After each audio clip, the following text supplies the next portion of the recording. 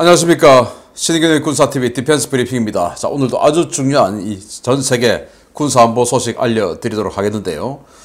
독일이 우크라이나 전쟁 개전 초기에 우크라이나를 도와주는 것에 대해서 굉장히 소극적이었죠. 그러다 보니까 아주 욕을 많이 먹었는데 미국의 설득인지 아니면 국내 정치적으로 이 숄츠 내각이 뭔가 지금 이래서는 안 되겠다 라는 생각이 들었는지 한번 지원해주기로 마음먹으니까 아주 통 크게 지원합니다. 이번엔 어떤 무기, 근데 이 무기로 인해서 지금 러시아가 벌이고 있는 이 우크라이나 후방에 대한 철도 지역의 이 시설의 폭격 이 부분이 상당히 어려워지는 이런 무기 체계를 보내주는데 어떤 건지 한번 알아보겠고요.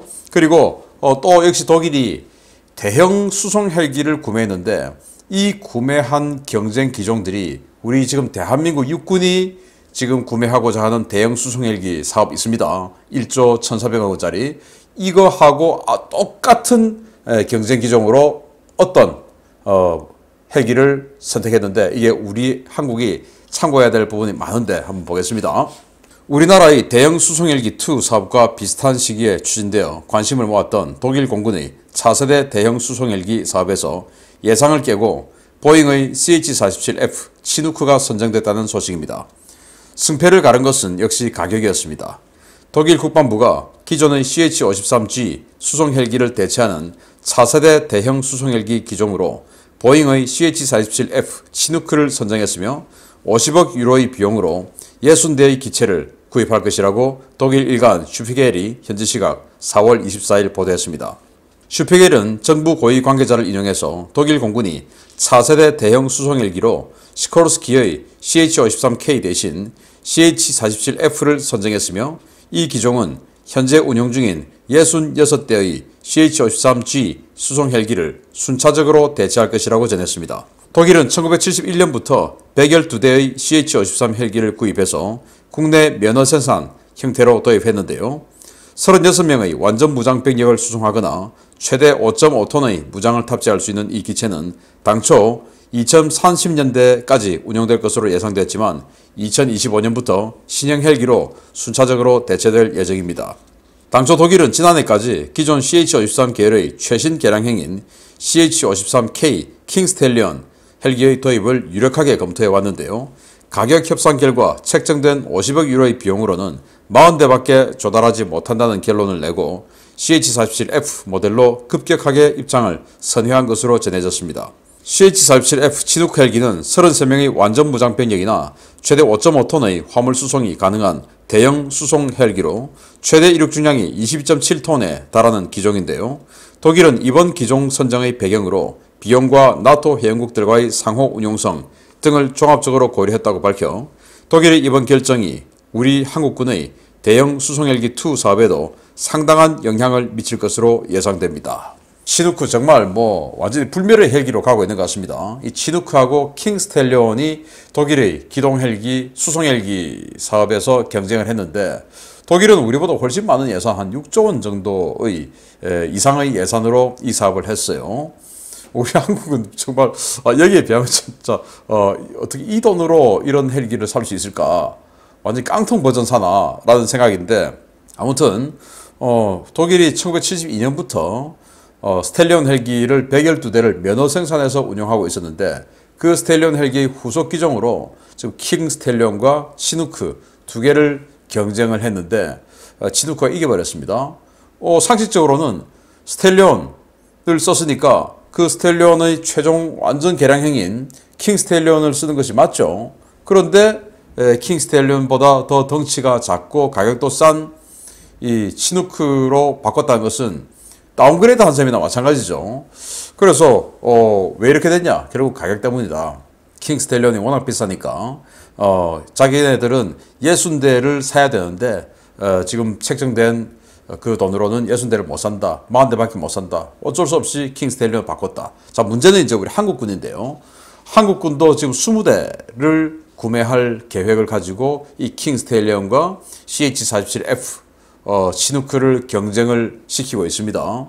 우리 한국군이 지금 2사단 노도부대를 공중강습사단으로 바꿨지 않습니까? 원래는 보병사단이었는데. 그래서 그 공중강습사단이 이루어지려고 하면은 우리 한국군 스스로가 이 이사단 병력들을 공중강습 시킬 수 있는 능력이 있어야 되죠. 그 공중강습이라고 하는 것은 일부는 수송기를 태워서 낙하산을 타고 아주 그 저공에서 낙하산 타고 뛰어내릴 수도 있고, 또 헬기를 타고 들어가서 헬기에서 레펠에서 내려갈 수도 있고, 또 헬기 타고 가서 헬기가 내려주면 거기서 빨리 뛰어내릴 수도 있고, 뭐 이런 여러 가지 방식으로 적진 후방에 들어가겠죠. 자, 그러면서 이 공중 강습사단의 핵심은 뭐냐면은 공수 특전대가 아니지 않습니까? 그래서 완전히 경보병이어서는 안 되죠. 그래서 어느 정도 화력이 있어야 됩니다. 여기는 그 특수부대가 아니기 때문에.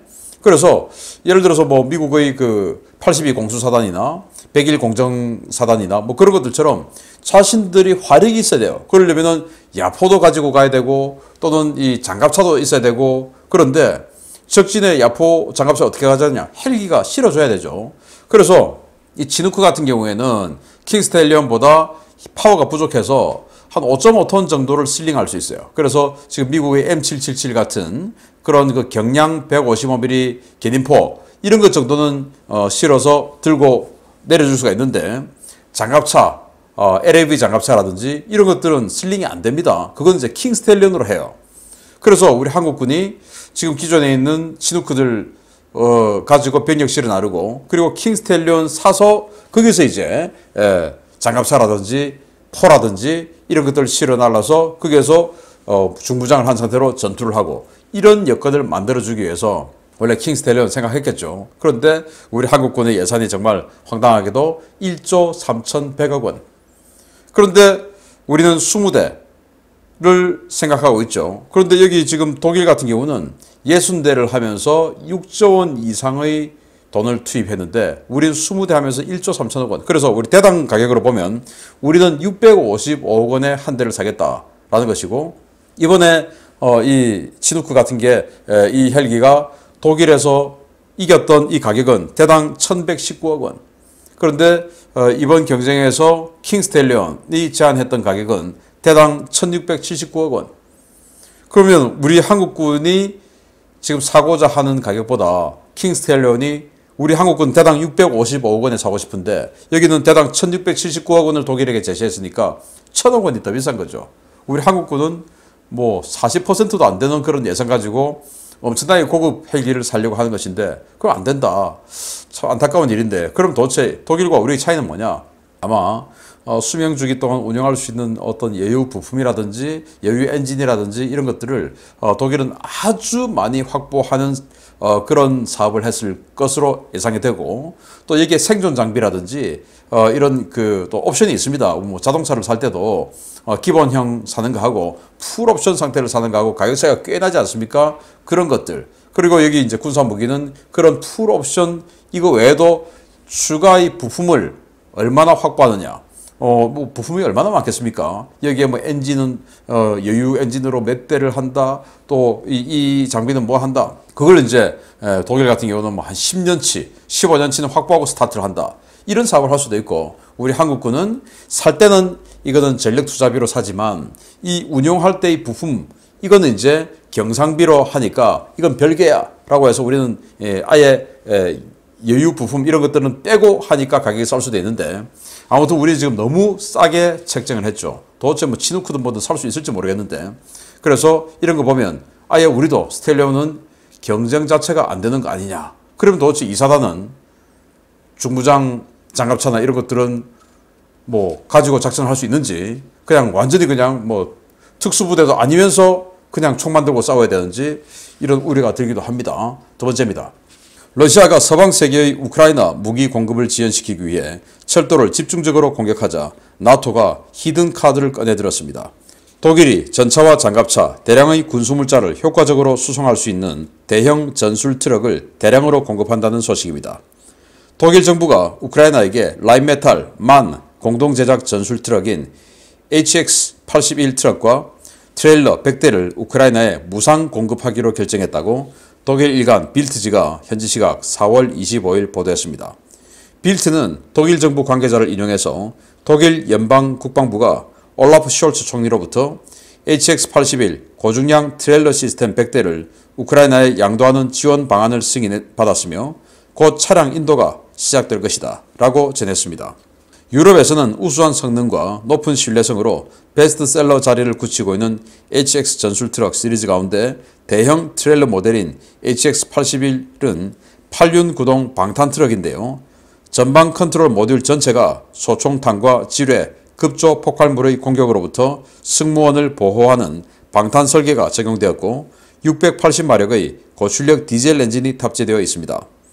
이 트럭은 각각 20톤의 견인 능력을 갖춘 케이블 윈치 2개를 탑재해서 군안 차량으로도 활용이 가능하고 트레일러를 연결해 70톤 이상의 고중량 화물도 수송할 수 있는데요. 독일은 이 차량이 최신 주력 전차인 레오파르트 2 A7까지도 운반할 수 있다고 밝히고 있습니다. 독일은 HX-81 트럭 외에도 다양한 전술 차량을 우크라이나에 지원하기 위한 방안을 검토 중이라고 밝혔는데요. 러시아 이제 철도뿐만 아니라 도로도 파괴하려면 많이 바빠지겠습니다. 자, 이 트럭인데요. 여기 뒤에 지금 레오파르트 2 전차 실어놓고 시연을 하고 있는 모습인데 보시다시피 여기 앞에 있는 휠 2개가 조향을 담당하고 또 맨 뒤에 있는 이 트레일러 이 뒷바퀴 3개가 또 움직이네요. 그래서 이제 아주 긴 차량이지만 회전 방향을 좀 좁혀주는 이런 효과 있는 최신 기술이 적용된 트럭입니다. 그러면서 일반 우리가 컨테이너 싣고 다니는 그런 트레일러하고는 다르게 방탄이에요. 방탄. 그래서 이거는 그냥 이 차체 이것만으로도 바로 여기다 기중기 해서 군안 차량으로 쓸 수도 있고 또 지금 우리 한국의 K9 자주포하고 영국에서 영국 차기 자주포 사업에서 경쟁하고 있는 독일의 HX3라는 차륜형 자주포가 있습니다. 그 차륜형 자주포의 차대가 바로 이거예요. 그래서 독일이 이 HX 이 차대를 가지고 자주포도 만들고 이렇게 트레일러도 만들고 여러 가지 바리에이션을 만드는데 이 만이라고 하는 이 차량이 우리 도로에서 많이 봤지 않습니까?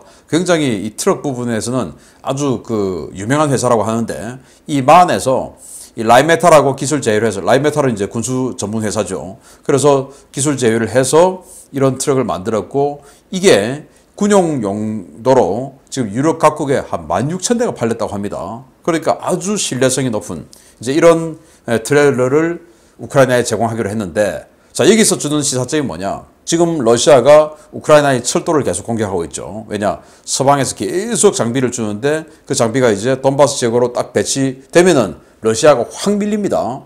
그래서 그 시점을 늦추기 위해서 계속 철도에 순항미사일 쏘고 이렇게 타격하고 철도 역사 타격하고 역사의 컨트롤 시스템 타격하고 이런 식으로 하고 있는데 이제 철도 됐어 알았어. 그럼 우리는 차에 싣고 가지 해가지고 이 차에다가 도로를 통해서 가버리는데 그럼 도로가 철도보다 훨씬 많죠. 그러면 도로까지 끊으려고 하면 이 도로가 잘 끊어집니까?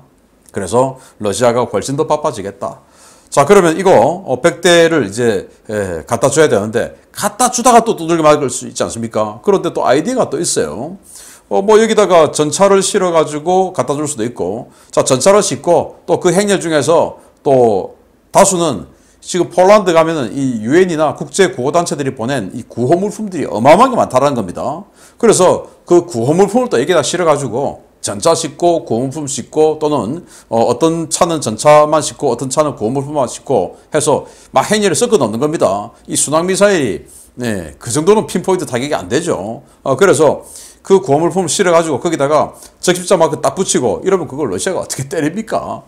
그래서 그런 식으로 탱크도 갖다 주고 이 구호물자도 갖다 주면서 트럭도 안전하게 우크라이나로 넘겨주는 방법도 있지 않을까라고 생각하는데 자, 그래서 독일이 이런 것들 그래서 러시아가 지금 이 서방제 무기가 최대한 늦게 전선에 배치되도록 하고 노력하고 있는데 그걸 그냥 깨버리는 그 작전을 완전히 분수해버리는 이런 대형 트럭, 트레일러 아주 강한 이 트레일러를 100대나 줬다. 그러면서 지금 또 독일이 레오파르트 1 A5 오래된 전차인데 그거 88대, 88대 그리고 마르더 장갑차 100대 이거를 지금 줄 것인가 라고 지금 논의 중이라는 겁니다. 그냥 차라리 여기다가 그냥 실어서 그냥 한꺼번에 패키지로 갖다 주면 더 좋을 것 같은데 이게 또 전차 88대, 장갑차 100대 이렇게 또 들어가면 이게 또 거의 여단급 이상의 무장 아니겠습니까? 러시아가 가면 갈수록 어려워지겠고, 러시아는 지금 있는 거 다 꺼내 쓰는데 우크라이나는 오히려 창고가 점점 불어나고 있습니다. 이 전쟁의 끝이 누구의 승리로? 물론 뭐 우크라이나가 승리할 수는 없습니다. 왜? 모스크바로 쳐들어갈 수는 없으니까. 그러면 러시아의 패퇴로 끝날 가능성이 아주 높다라는 것을 여기서 볼 수가 있는데, 하여튼 뭐 독일이 신박한 무기를 줬네요. 트럭, 별거 아닌 것 같은데 이게 지금 러시아가 가장 아픈 곳을 찔러버린 겁니다. 마치겠습니다. 감사합니다.